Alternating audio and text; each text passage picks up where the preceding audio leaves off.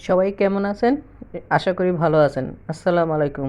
আজকে আমি রান্না করে দেখাবো মুরগির রোস্ট।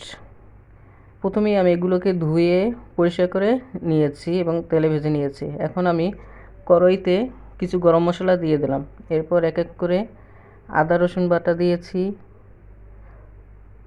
ধনিয়া আদা রসুন বাটা দিয়েছি। এবার এগুলোকে একটু নাড়াচাড়া দিয়ে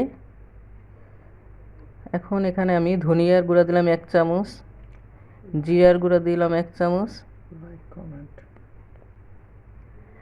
ভিডিওটি ভালো লাগলে অবশ্যই সবাই লাইক, কমেন্ট, শেয়ার এবং সাবস্ক্রাইব করবেন। নতুন যারা আসছেন তারা অবশ্যই সাবস্ক্রাইব করবেন। এখন এখানে আমি বাদাম বাটা দিয়ে দিলাম 2 টেবিল চামচ। ভালো মতো মশলা কষিয়ে নেব। এখন এখানে আমার হাতে বানানো টক দই দিয়ে দিলাম 1 কাপের মতো। এখন এখানে আমি প্যাকেটের রোস্টেড মশলা দিয়ে দিয়েছি, একটা প্যাকেটের অর্ধেক পরিমাণ দিয়েছি। এখন মশলাটাকে ভালো মতো আমি কষিয়ে নেব। মশলা আমার কষানো হয়ে গেছে। এখন আমি মাংসগুলো দিয়ে দিলাম। কিছু আস্ত কাঁচামরিচ দিয়ে দিয়েছি। আর তারপর ভাজা পেঁয়াজের বেরেস্তা দিয়ে দিলাম। এখন এখানে আমি লাল চিলি সস দিয়ে দিলাম 2 টেবিল চামচ।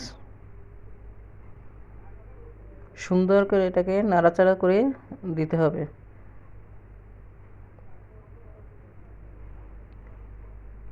আমি পরিমাণ মতো লবণ দিয়ে দিলাম।